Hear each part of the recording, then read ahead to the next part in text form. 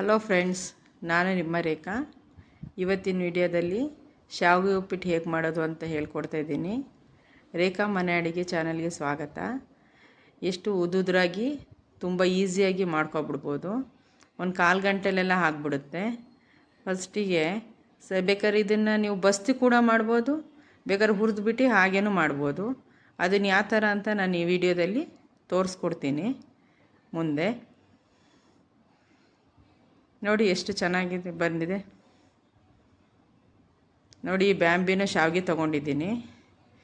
ಅದು ಇದಕ್ಕೆ ನನ್ನ ಹತ್ರ ಬೇರೆ ತರಕಾರಿ ಇರಲಿಲ್ಲ, ಹಾಗಾಗಿ ಕ್ಯಾರೆಟು, ಒಂದು ಟೊಮೊಟೊ, ಕೊತ್ತಂಬರಿ ಸೊಪ್ಪು, ಈರುಳ್ಳಿ ತೊಗೊಂಡಿದ್ದೀನಿ. ಈಗ ಕಡಾಯಿನ ಗ್ಯಾಸ್ ಮೇಲೆ ಇಟ್ಟಿದ್ದೀನಿ. ಈಗ 1-2 ಸ್ಪೂನು ಎಣ್ಣೆ ಹಾಕೋಣ.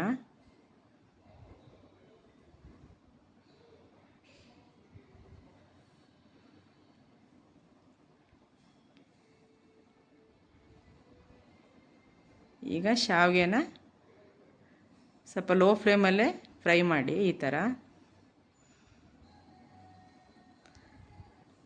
ಹೈ ಫ್ಲೇಮಲ್ಲಿ ಮಾಡಬೇಡಿ.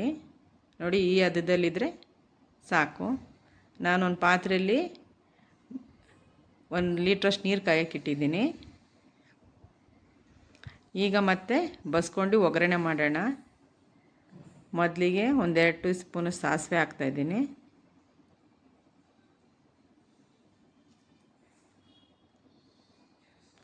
ಸಾಸಿವೆ ಚಟಪಟ ಅಂತಿದ್ದಂಗೆ ಕಡಲೆ ಬೀಜ ಹಾಕ್ತಾಯಿದ್ದೀನಿ. ಯಾವತ್ತು ಫ್ರೆಂಡ್ಸ್ ಫಸ್ಟು ಕಡಲೆ ಬೀಜನೇ ಹಾಕಬೇಕು, ಇಲ್ಲ ಅಂದರೆ ಅದು ಕ್ರಿಸ್ಪಿಯಾಗಿ ಆಗೋದಿಲ್ಲ. ಆಮೇಲೆ ಹಾಕಿದ್ರೆ ನೀವು ಮೊದಲಿಗೆ ಯಾವತ್ತು ಸಾಸಿವೆ ಆದ ತಕ್ಷಣ ಕಡಲೆ ಬೀಜನೇ ಹಾಕಬೇಕು, ಆವಾಗ ಕ್ರಿಸ್ಪಿಯಾಗಿ ಚೆನ್ನಾಗಿ ಡ್ರೈ ಆಗುತ್ತೆ. ನೋಡಿ ಈ ಥರ ಆಗ್ತದೆ.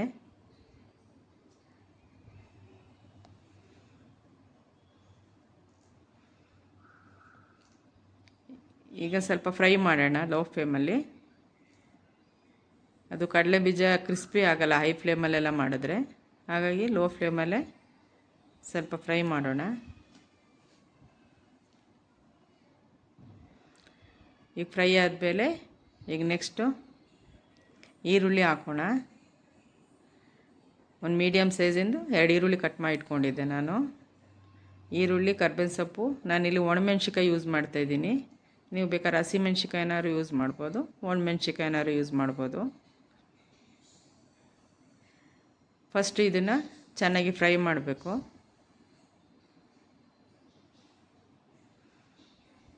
ಇದು ಫ್ರೈ ಆದಮೇಲೆ ನೋಡಿ ನೀರು ಮರಳ್ತಾ ಇದೆ. ಇದು ಫ್ರೈ ಆಗ್ತಿದ್ದಂಗೆ ನೀರು ಹಾಕಲಿಕ್ಕೆ ಅನುಕೂಲ ಆಗುತ್ತೆ. ಆಗ ಬೇಗೇನು ಶಾವಿಗೆ ಉಪ್ಪಿಟ್ಟು ರೆಡಿ ಆಗಿಬಿಡುತ್ತೆ.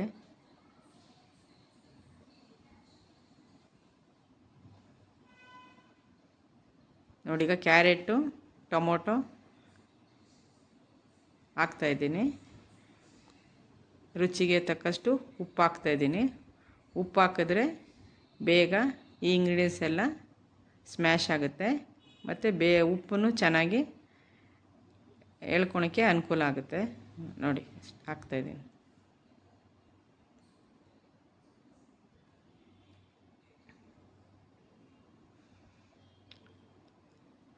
ಈಗ ಲಿಡ್ನ ಕ್ಲೋಸ್ ಮಾಡಿ 1-2 ನಿಮಿಷ ಹಂಗೆ ಬೇಯ್ದಿಕ್ಬಿಡೋಣ. ಈಗ ಬೆಂದಾಗಿದೆ.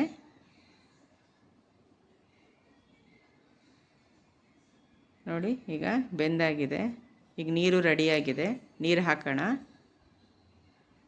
ನೋಡಿ ಈ ಥರ ಅಲ್ಲೆಲ್ಲ ಎಣ್ಣೆ ಬಿಟ್ಕೊಂಡಿದೆ, ಬೆಂದಾಗಿದೆ. ನೋಡಿ ಈಗ ನೀರು ಹಾಕೋಣ. ನೀರಿಗೆ ಈಗ ಕೊತ್ತಂಬರಿ ಸೊಪ್ಪು, ಬೇಕು ಅಂದರೆ ಕಾಯಿ ತುರಿನೂ ಹಾಕೋಬೋದು. ನಾನಿಲ್ಲಿ ಕಾಯಿ ತುರಿ ಹಾಕಿಲ್ಲ, ನೀವು ಬೇಕು ಅಂದರೆ ಹಾಕೋಬೋದು.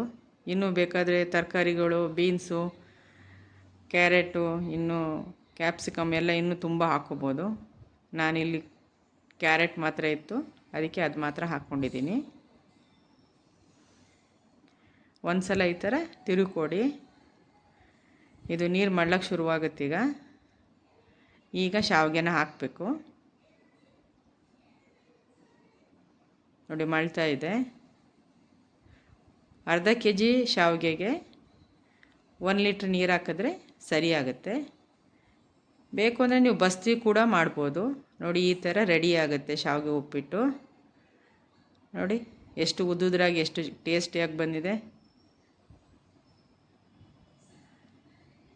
ನಿಮಗೆ ಈ ವಿಡಿಯೋ ಇಷ್ಟ ಆಗಿದರೆ ಲೈಕ್ ಮಾಡಿ, ಶೇರ್ ಮಾಡಿ, ಕಾಮೆಂಟ್ ಮಾಡಿ, ಸಬ್ಸ್ಕ್ರೈಬ್ ಮಾಡಿ. ಮತ್ತೊಂದು ವಿಡಿಯೋ ಜೊತೆ ಬರ್ತೀನಿ. ನಿಮ್ಮ ರೇಖಾ. ನಾನು ನಿಮಗೆ ಈ ವಿಡಿಯೋ ಇಷ್ಟ ಆಯಿತು ಅಂದ್ಕೊತೀನಿ. ಏನಾದ್ರು ಇದ್ದರೆ ಕಾಮೆಂಟ್ ಮಾಡಿ ತಿಳಿಸಿ.